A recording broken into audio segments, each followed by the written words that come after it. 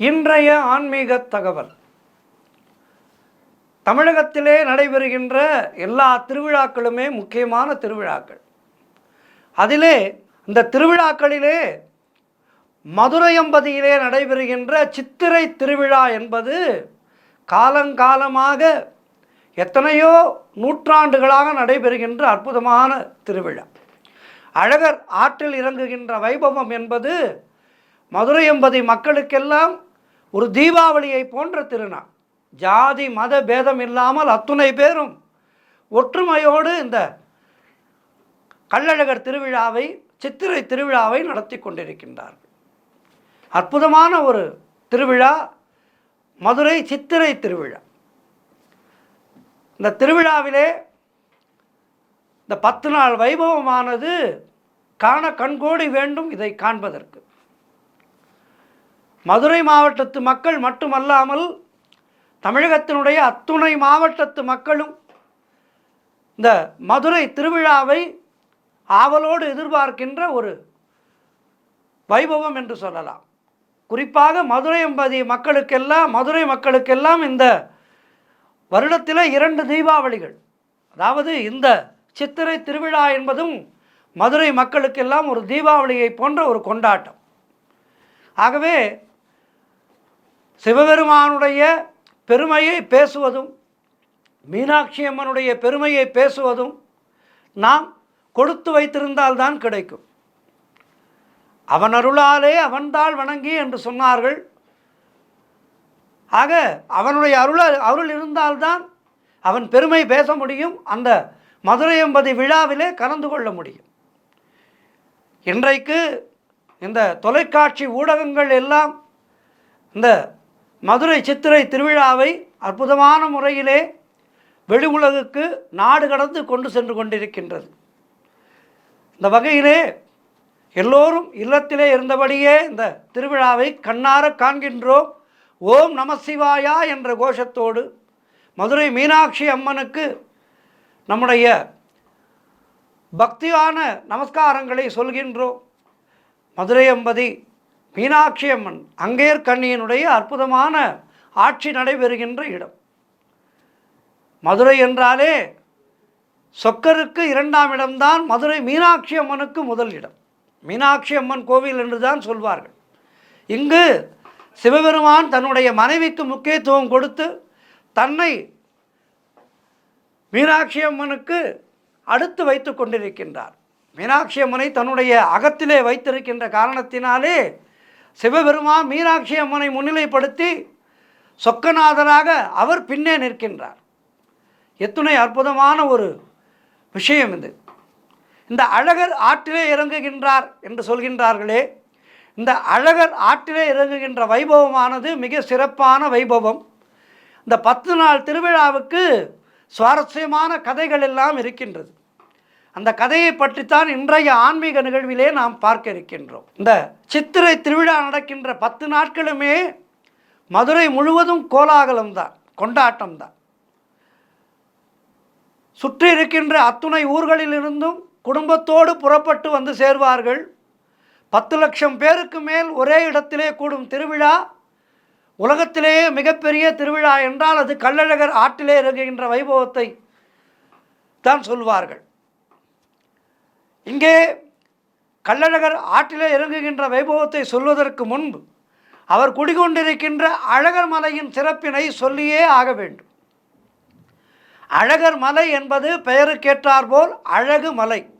மதுரைக்கு வடக்கே சுமார் 20 கிலோமீட்டர் தொலைவிலே இந்த அழகர் மலையானது மிக கம்பீரமாக காட்சியளிக்கின்றது.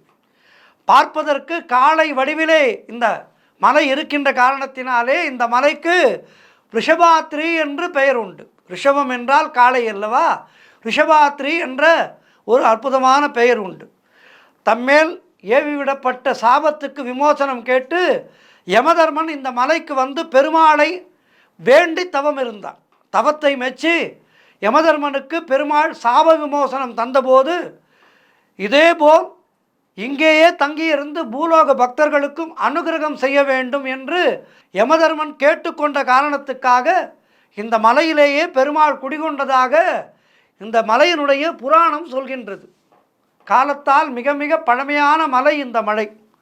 அண்ணாமலையைப் போல் எப்படி திருவண்ணாமலை பழமையான மலையோ அதுபோல் இந்த அழகர் மலையானது மிக பழமையான மலை. எங்குமே இல்லாத சிறப்பாக இங்கு கள்ளழகராக அவதாரம் எடுத்து எழுந்தள்ளிருக்கின்ற சுந்தரராஜ பெருமாள் சங்கு சக்கரம் வில் வாள் கதை என பஞ்சாயுதங்களுடன் காட்சி தருகின்றார். அது மட்டுமின்றி இங்கு மட்டும்தான் பெருமாளுடைய கையிலே சக்கரம் புறப்பட தயாராக இருக்கும். பக்தர்களிடமிருந்து எந்த நேரம் அபயக்குரல் வந்தாலும் உடனே புறப்பட வேண்டும், தன்னுடைய சக்கரத்தால் காக்க வேண்டும் என்கின்ற அந்த நோக்கத்தோடு கண நேரமும் தாமதிக்காமல் துட்டர்களை அழிக்க வேண்டும் என்பதற்காக சக்கராயுதத்தை பிரயோக நிலையிலேயே பெருமாள் வைத்திருக்கின்றார். இங்கே இந்த பெருமாளை காண்பதற்கு காண கண்கோடி வேண்டும். இங்கே மூலவருக்கு அடுத்தபடியாக அதிமுக்கியமானவர் சோலைமலைக்கரசராக விளங்குகின்ற உற்சவர்தான். அபரஞ்சி என்ற அரிய வகை தங்கத்தால் ஆனவர் இந்த சோலைமலைக்கரசர்.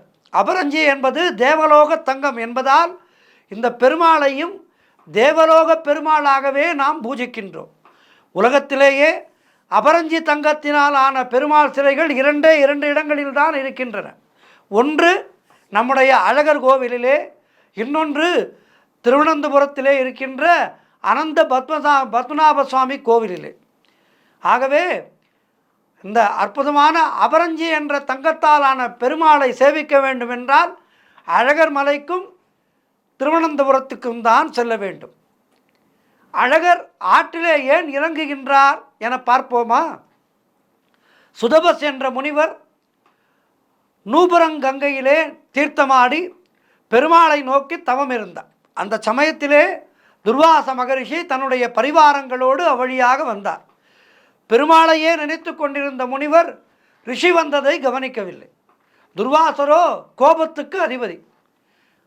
துர்வாசர் மண்டூகோ பவ, அதாவது தவளையாக போக கடவா என சபித்து விட்டார். உடனே தவளையாகி போனார் சுதபஸ் முனிவர்.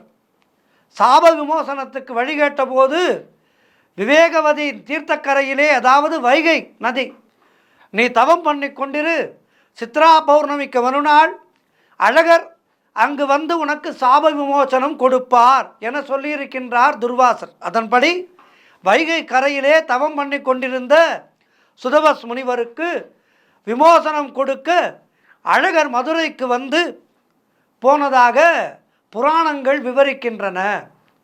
ஆக இந்த அற்புதமான சித்ரா பௌர்ணமிக்கு மறுநாள், சித்ரா பௌர்ணமிக்கு 4 நாட்கள் முன்னதாக இந்த சித்திரை திருவிழாவானது தொடங்கிவிடுகின்றது. முதல் 2 நாட்களிலே கோவிலே இருக்கின்ற அழகர் 3ஆம் நாள் மாலை மதுரையை நோக்கி புறப்படுகின்றார். ஆரம்ப காலத்திலே கோவிலை விட்டு கிளம்பும் அழகர் அலங்காநல்லூர் போய் சேருவார். அங்கு அழகரை குதிரை வாகனத்திலே தூக்கி வைத்து ஆற்றிலே இறக்குவதற்காக அலங்காரம் எல்லாம் செய்வார்கள். அழகருக்கு அலங்காரம் செய்யும் ஊர் என்பதனால்தான் அலங்கார நல்லூராக இருந்து பின் அலங்காநல்லூராக பேச்சு வழக்கிலே மாறிவிட்டது இந்த ஊர். அலங்காநல்லூரிலே இருந்து தேனூருக்கு வந்து வைகை ஆற்றிலே இறங்குகின்ற அழகர் அதன் பிறகு வண்டியூருக்கு வந்து மண்டூக முனிவருக்கு, அதாவது சுதபஸ் முனிவருக்கு சாப விமோசனம் கொடுப்பார். இதனால் மண்டூர் என அழைக்கப்பட்டு மண்டியூராகி பிற்காலத்திலே வண்டியூராகி போனது இந்த ஊர். கள்ளர்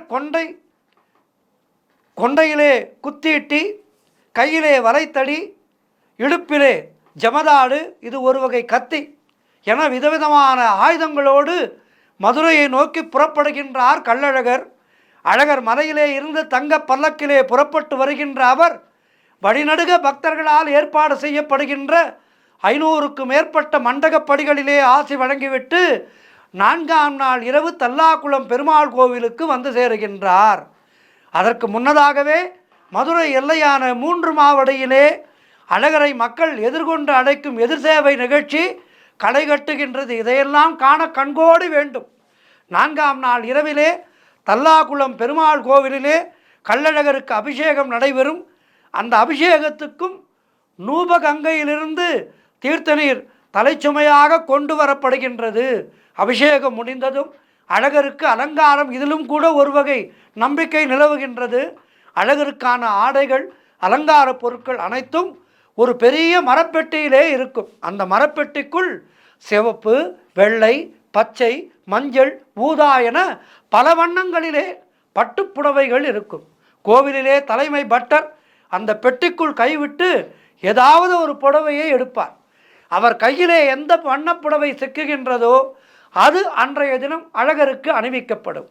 அழகர் எந்த வண்ண பட்டுப்புடவை கட்டி ஆற்றில் இறகின்றாரோ அதற்கேற்ப அந்த வருடத்திலே நல்லது கெட்டதுகள் நடக்கும் என்பது பக்தர்களுடைய நம்பிக்கை. பச்சை பட்டு கட்டி வந்தால் நாடு செழிப்பாக இருக்கும். சிவப்பு வண்ண பட்டு கட்டி வந்தால் அந்த வருடம் போதிய விளைச்சல் இருக்காது, நாட்டிலே அமைதியும் இருக்காது, பேரழிவு ஏற்படும் என்பதெல்லாம் ஐதீகம்.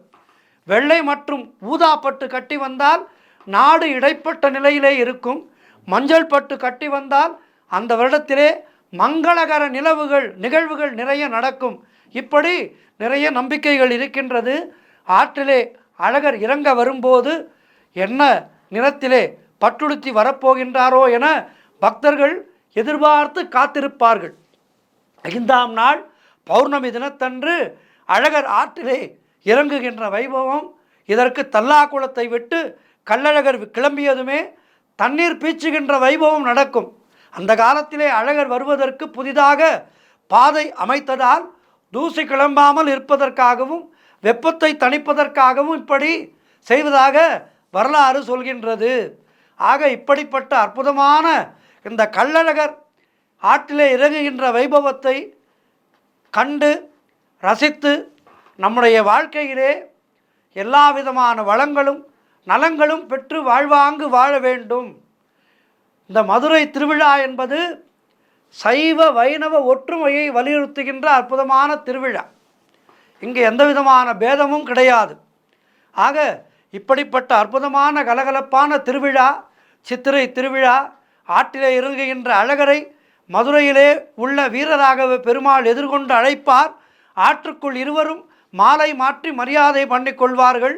அதன் பின்பு மண்டூக முனிவருக்கு சாப விமோசனம் தருவதற்காக வண்டியூருக்கு கிளம்புவார். வழிநடுக வரவேற்பு பெற்றுக்கொண்டு 5ஆம் நாள் இரவு வண்டியூர் போய் சேருகின்றார் அழகர். 6ஆம் நாள் அதிகாலையிலே அழகருக்கு ஏகாந்த சேவை, பயண களைப்பு நீங்குவதற்காக சந்தன அலங்காரம் என விழாக்கள் மிக மிக சிறப்பாக நடந்து கொண்டிருக்கும். இந்த விழாக்களை எல்லாம் கண்ணார கண்டு மதுரை மீனாட்சி அம்மனுடைய திருவருளையும் சொக்கநாத திருவருளையும் பெருமாளுடைய திருவருளையும் பெற்று வாழ்வாங்கு வாழ்வோம். எல்லோருடைய இல்லங்களிலேயும் நல்லது நடக்க பிரார்த்தித்து கொள்வோம். திருமணம் ஆகாதவர்களுக்கெல்லாம் திருமணம் நிச்சயமாகும், இதனை கண்ணார கண்டால். ஆகவே இந்த அழகர் ஆற்றிலே இறங்குகின்ற வைபவத்தை கண்ணார கண்டு மீனாட்சி அம்மனை தொழுது பெருமாளை சேவித்து சொக்கநாதரை பணிந்து எல்லா வளமும் நலமும் பெறுவோம்.